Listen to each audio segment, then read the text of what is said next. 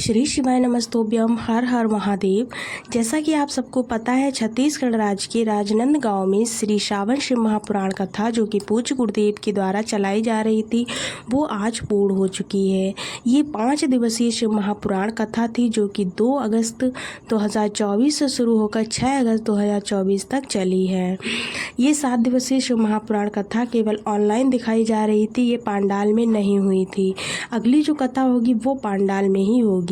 आज गुरुजी ने पार्थिव शिवलिंग निर्माण में क्या गलती आपको बिल्कुल भूल कर भी नहीं करनी है, इसके बारे में बताया है। साथ ही 3 विशेष तिथियां बताई हैं जिस पर आप शिवलिंग पर दूध अर्पित करके अपनी इच्छा, अपनी मनोकामना की पूर्ति कर सकते हैं। आज अंतिम दिन की जो कथा थी उसमें पूज्य गुरुदेव ने 13 नई जानकारियां, उपयोगी पत्र और नई रोचक तथ्यों को बताया है, जिसकी जानकारी आपको इसी वीडियो के माध्यम से मिलने वाली है। तो चलिए शुरू करते हैं। आज की पहली विशेष जानकारी को देख लेते हैं। कथा शुरू होते ही गुरुदेव ने कहा, यदि आप एक क्षण के लिए भी भक्ति के मार्ग पर चल रहे हैं, यानी कि मंदिर में जाकर भक्ति कर रहे हैं, एक क्षण के लिए आपको जाने को मिल रहा है, तो आप बहुत ज़्यादा खुश रहा करिए कि आपको इतना करने को मिल रहा है। बहुत सारे लोगों को तो मंदिर जाने का टाइम भी नहीं मिलता है। बढ़ते हैं आज की दूसरी विशेष जानकारी की तरफ। अगर संसार में देखा जाए भक्ति के मामले में, तो भक्ति में अगर 100 लोगों को उठाया जाए, 100 लोग भक्ति करने जा रहे हैं, उनमें से अगर छांटा जाए तो मुश्किल से 6 लोग ही ऐसे निकलेंगे जो प्रेम भाव से भक्ति करने मंदिर में पहुँचे होंगे। बढ़ते हैं आज की तीसरी विशेष जानकारी की तरफ। इसमें पूज्य गुरुदेव ने बताया है पार्थिव शिवलिंग निर्माण के बारे में। अगर आप पार्थिव शिवलिंग निर्माण कर रहे हैं घर में, तो आपको एक बात का विशेष ध्यान रखना है, वो ये है कि जब भी पार्थिव शिवलिंग का निर्माण करें तो उसका विसर्जन जो है वो शाम यानी कि रात्रि में कर देना चाहिए। विसर्जन के लिए उनको रात्रि होने से पहले विसर्जित कर दीजिए अगर पार्थिव शिवलिंग का निर्माण कर रहे हैं। और कभी कभी ऐसा होता है कि कुछ विशेष तिथियां पड़ती हैं, जैसे शिवरात्रि हो गई, प्रदोष हो गया, तो ऐसे में आप रात्रि में भी विसर्जन कर सकते हैं। बढ़ते हैं आज की कथा की 5वीं विशेष जानकारी की तरफ। अगर आप पार्थिव शिवलिंग का निर्माण कर रहे हैं तो उसमें आपको एक गलती बिल्कुल नहीं करनी है। वो कौन सी है? आपको पार्थिव शिवलिंग निर्माण में आजकल जो सब लोग बना देते हैं ना, आँख, कान, नाक, मुंह, तो पूज्य गुरुदेव ने कहा है कि ये सब नहीं बनाना चाहिए। ये सब पार्थिव शिवलिंग में निर्माण नहीं करना चाहिए। बढ़ते हैं आज की 5वीं विशेष जानकारी की तरफ। आज गुरुजी ने बताया कि मुझे 106 वर्ष की एक माता कल मिलने आई थी, तो उनकी आंखों में आंसू थे। तब मैंने पूछा कि आंसू क्यों? तो फिर जो साथ में लोग आए थे उन्होंने बताया कि गुरुजी ये आपकी कथा देखते हैं, उस कथा को देखते हुए इनकी बहुत इच्छा थी कि आपसे मिलें, इसलिए इनकी आंखों में आंसू आ गए। इस पर गुरुजी ने कहा, मैं भी इनसे मिलकर बहुत खुश हुआ, क्या पता किस रूप में महादेव मेरे सामने आ जाएं। बढ़ते हैं आज की कथा की 6वीं विशेष जानकारी की तरफ। इस पर पूज्य गुरुदेव ने कहा है कि श्राद्ध पक्ष आने वाले हैं, तो उनमें करने वाला ये उपाय है। अगर 23 साल हो गए, 30 साल हो गए, संतान की प्राप्ति नहीं हुई है, तो आपको ये उपाय करना है। करना क्या है? जब आप अपने घर के पितरों को एक दिन भोजन कराते हैं, पंडित वगैरह जिसको भी कराते हैं, 15 दिन के पितरों में आप एक दिन तो कराते ही होंगे, तो उस दिन आपको क्या करना है, जो खीर बनाए वो उसी महिला को बनानी चाहिए जिसको संतान नहीं हो रही है। उसी महिला को उस पात्र की खीर बाद में खानी भी चाहिए, और उसी महिला को सभी लोगों को उस पात्र की खीर खिलानी भी चाहिए। ऐसा करने से संतान की प्राप्ति होती है। बढ़ते हैं आज की 7वीं विशेष जानकारी की तरफ।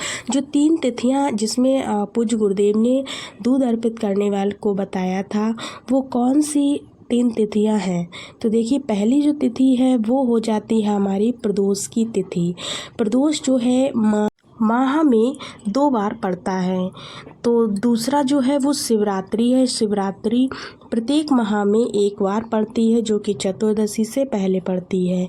इसी प्रकार से तीसरा जो है वो आपको सोमवार की अष्टमी का ध्यान रखना है, जो कि वर्ष में 3 से 4 बार पड़ जाती है सोमवार की अष्टमी। अभी जो है 12 अगस्त सावन सोमवार को अष्टमी तिथि है, जो कि 7:55 सुबह से शुरू हो रही है। तो आप उस दिन महादेव की शिवलिंग पर दूध अवश्य अर्पित करें। बढ़ते हैं आज की 8वीं विशेष जानकारी की तरफ। प्रेरणा खंडेलवाल जी पत्र लेकर आई हैं, जिसमें उन्होंने बताया कि 6 वर्ष हो गए उनकी शादी को, उन्हें संतान की प्राप्ति नहीं हुई है, बल्कि उनकी गर्भाशय की एक ट्यूब जो थी वो बंद हो गई थी, तो उन्हें संतान होने का कोई रास्ता भी नहीं दिख रहा था। इसके बाद उन्होंने आपकी कथा सुनी। कथा सुनने के बाद उन्होंने मंदिर जाना शुरू किया, जल पीना शुरू किया, आंकड़े की जड़ वाला भी उपाय किया, पशुपतिनाथ के व्रत भी रहीं, सोमवार की अष्टमी को पीपल वाला उपाय भी किया, नंदी के पास बैठकर जल का आचमन भी किया। ये सब करने के बाद उनको आज जुड़वा संतानों की प्राप्ति हुई है, जिसका आभार व्यक्त करने के लिए वो कथा पांडाल में पहुंची हैं। बढ़ते हैं आज की 9वीं विशेष जानकारी की तरफ। 9वीं जानकारी में पूज्य गुरुदेव ने बहुत ही ज्ञान की बात कही है कि भारत में 4 संत ऐसे हुए हैं जिनका शरीर नहीं मिला, यानी कि वो शरीर के सहित ही भगवान में विलीन हो गए हैं। पहले नंबर पर है रामकृष्ण परमहंस, जो कि माता दुर्गा में समाहित हो गए हैं। दूसरे नंबर पर है चैतन्य महाप्रभु, जो कि जगन्नाथ जी में समाहित हो गए थे। तीसरे हैं संत तुकाराम जी, जो हरि विठ्ठल में समाहित हुए हैं। चौथी हैं मीराबाई द्वारिकाधीश में समाहित हो गई थीं। बढ़ते हैं आज की 10वीं विशेष जानकारी की तरफ। 10वीं जानकारी में पूज्य गुरुदेव ने कहा, दूसरों के कहने पर अपने बेटे बेटियों पर शक मत करो। दूसरा कह रहा है तुम्हारी बेटी ऐसा वैसा, तो मत मानो, अपने संस्कारों पर हमेशा भरोसा किए रहो। बढ़ते हैं आज की 11वीं विशेष जानकारी की तरफ। इस जानकारी में पूज्य गुरुदेव ने सावन महत्व की जानकारी के बारे में बात की है। तो गुरुजी ने कहा है कि सावन महत्व की जो जानकारी है वो आपको अगली आने वाली कथा में मिलेगी, उसमें सावन महत्व के ऊपर हम बात करेंगे। बढ़ते हैं आज की 12वीं विशेष जानकारी की तरफ। 12वीं जानकारी में पूज्य गुरुदेव ने कहा कि एक बेटे ने हमसे पूछा, जब भी मुझे बुरा लगता है तो मेरा मन करता है कि मैं बदला लूँ। इस पर पूज्य गुरुदेव ने कहा कि तुमको बदला नहीं लेना है, बल्कि अपने आप को ही बदल लेना है। बढ़ते हैं आज की 13वीं विशेष जानकारी की तरफ। इसमें पूज्य गुरुदेव ने कहा है कि इसकी जो अगली आने वाली जो कथा है वो 12 अगस्त से शुरू होगी, 16 अगस्त तक चलेगी। ये भी 5 दिवसीय शिव महापुराण कथा है, जो कि पांडाल में होगी, छत्तीसगढ़ राज्य के रायपुर में होगी। अगली जो कथा है वो हमारी शुरू होगी 23 अगस्त से लेकर 29 अगस्त तक रहेगी, जो कि नांदेड़ में होगी। कथा का समय 1 बजे से लेकर 4 बजे तक रखा गया है, जिसको आस्था व यूट्यूब चैनल के माध्यम से आप लोग देख सकते हैं। तो दोस्तों, उम्मीद है आज के वीडियो में बताई ये सभी बातें आपको समझ में आई होंगी।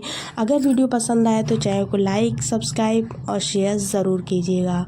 मिलते हैं नेक्स्ट वीडियो में, तब तक के लिए श्री शिवाय नमस्तोभ्याम। हर हर महादेव।